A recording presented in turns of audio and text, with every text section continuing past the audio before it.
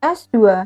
Halo, Assalamualaikum warahmatullahi wabarakatuh. Selamat pagi, siang, sore, dan malam bagi teman-teman semua. Memilih apakah S2 itu harus yang linear dengan jurusan S1 atau tidak, itu tergantung pada tujuan pribadi teman-teman, karir, dan juga minat dari teman-teman. Jadi, ada beberapa faktor yang perlu dipertimbangkan ketika teman-teman memutuskan apakah ingin melanjutkan S2 dalam bidang yang sama atau teman-teman ingin mencoba sesuatu yang berbeda. Dan saya memang sering sekali ya mendapat pertanyaan seperti ini, baik itu dari teman maupun dari mahasiswa.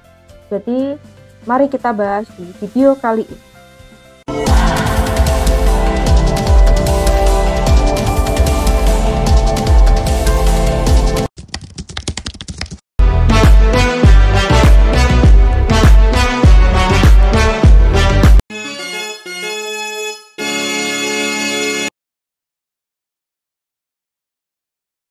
Oke, keuntungan S2 yang linear dengan S1 ya. Yang pertama, pengembangan pengetahuan secara mendalam atau kalau kita biasanya menyebutnya spesialisasi. Melanjutkan S2 yang linear memungkinkan teman-teman untuk menjadi ahli dalam bidang tertentu. Jadi teman-teman bisa lebih menggali topik atau keilmuan atau penelitian yang sudah teman-teman kuasai.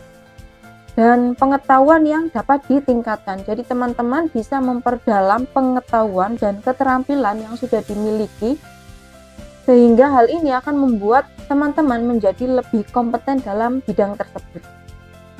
Yang kedua adalah karir yang lebih terarah gitu ya. Jadi ada relevansi karir.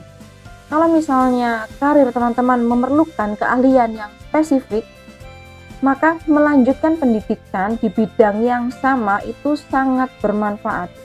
Semisal, saya dari PGSD, S1 PGSD, kemudian melanjutkan S2-nya di pendidikan dasar. Nah, gitu ya, jadi ada linearitas. Kemudian, adanya pengakuan profesional. Jadi, banyak sekali profesi yang mengharuskan pendidikan lanjutan yang linear untuk mencapai posisi tertentu atau mendapatkan lisensi profesional.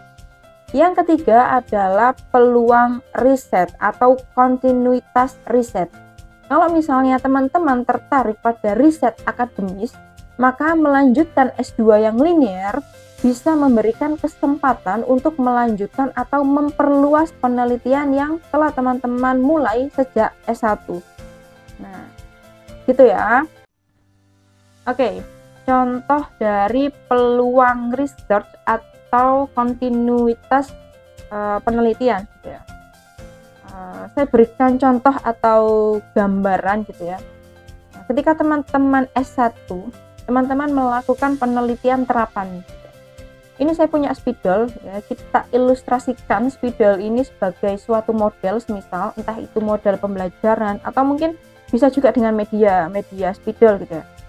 Kita sebut model spidol gitu aja supaya memudahkan teman-teman juga untuk menerima informasi.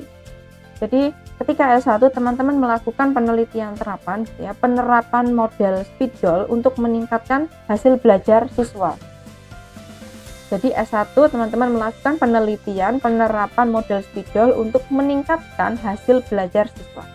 Nah, ketika teman-teman S2, teman-teman ingin meneliti terkait dengan berapa signifikansi model spidol ini ketika digunakan di lapangan.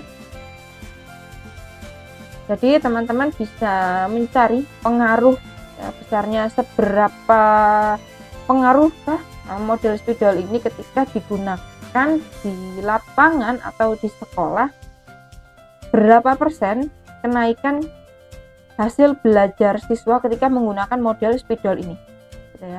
Tapi nanti silakan dicari untuk research gap-nya dan kebaharuannya, karena meskipun S2 yang namanya penelitian selalu harus ada kebaharuan.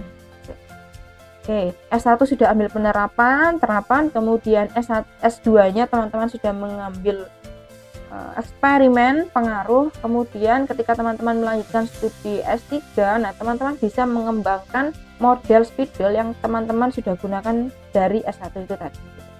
Nah, teman-teman bisa mencari kelebihan, kelemahan, kemudian mencari gap research dari S1, S2 itu tadi, kemudian kebaruan atau novelty yang akan teman-teman lakukan penelitian ini itu apa. Itu nanti bisa dievaluasi, dianalisis dari penelitian-penelitian terdahulu yang sudah teman-teman lakukan. Gitu ya.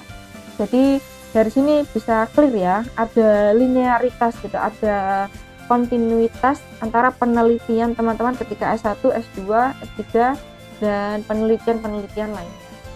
Sehingga ini nanti akan memudahkan teman-teman untuk menguasai suatu bidang ilmu sehingga ini nanti bisa dikatakan ahli atau kompeten. Nah, kemudian kita akan membahas keuntungan S2 yang tidak linear dengan S1. Jadi ada beberapa keuntungan yang bisa teman-teman dapatkan ketika mengambil jurusan yang tidak linear. Contohnya adalah peluang multidisiplin gitu ya. Jadi keterampilannya itu lebih beragam. Melanjutkan S2 di bidang yang berbeda itu dapat memberikan teman-teman keahlian dan pengetahuan yang beragam. Kayak gitu ya.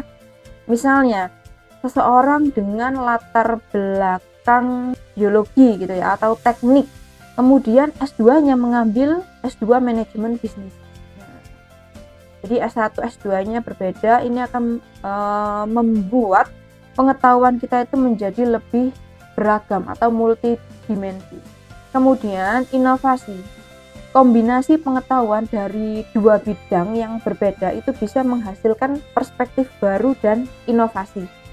Makanya ketika teman-teman nanti lanjut S3, itu dosen pembimbingnya itu pasti berbeda-beda.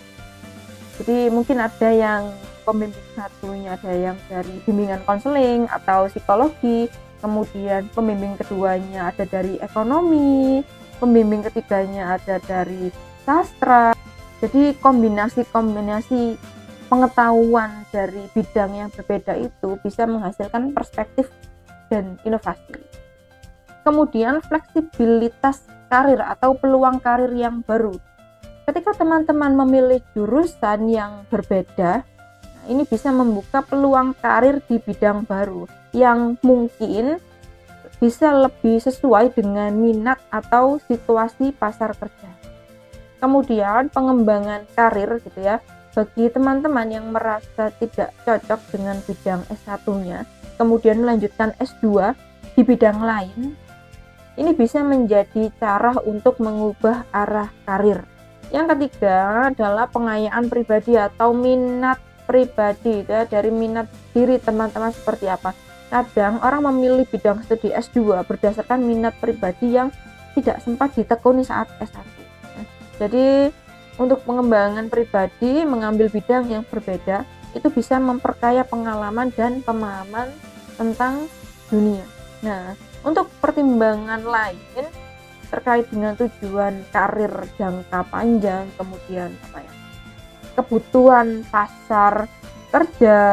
Jadi kesimpulannya tidak ada jawaban yang pasti apakah S2 itu harus linear dengan S1 atau tidak. Ya, nggak ada. Jadi keputusan ini itu sangat bergantung pada tujuan karir, minat pribadi, dan situasi pasar kerja yang relevan. Nah, sebelum teman-teman memutuskan memilih S2 dari jurusan apa yang linear atau tidak, sebaiknya teman-teman melakukan riset yang mendalam dan diskusikan dengan mungkin dengan kolega, dengan teman, atau dengan dosen yang sekiranya teman-teman anggap bahwa orang ini itu punya pengetahuan yang luas di bidang tersebut. Jadi apakah tidak boleh atau mungkin jauh? Ya tidak juga gitu, silakan saja. Tapi pastikan, perhatikan terkait dengan linearitas. Kalau misalnya teman-teman ingin fokus pada jenjang karir tertentu, maka harus linearitas, harus diperhatikan linearitas itu. Tapi kalau misalnya enggak, ya silahkan. Ada perbedaan ya, ada dua perbedaan differences between the two gitu ya, antara sistem kita dengan di luar. Di Indonesia itu kecenderungannya adalah harus linear gitu, karena ini juga akan memudahkan instansi pada seperti pengembangan instansi kan dilihat juga linearitas pegawainya seperti apa. gitu. Kecuali kalau misalnya teman-teman berada di luar negeri. Nah, kalau di luar negeri itu justru orang-orang dengan multidisiplin gitu ya, orang-orang yang mereka itu mempelajari banyak hal dan berbeda itu justru menjadi value gitu atau nilai tambah gitu.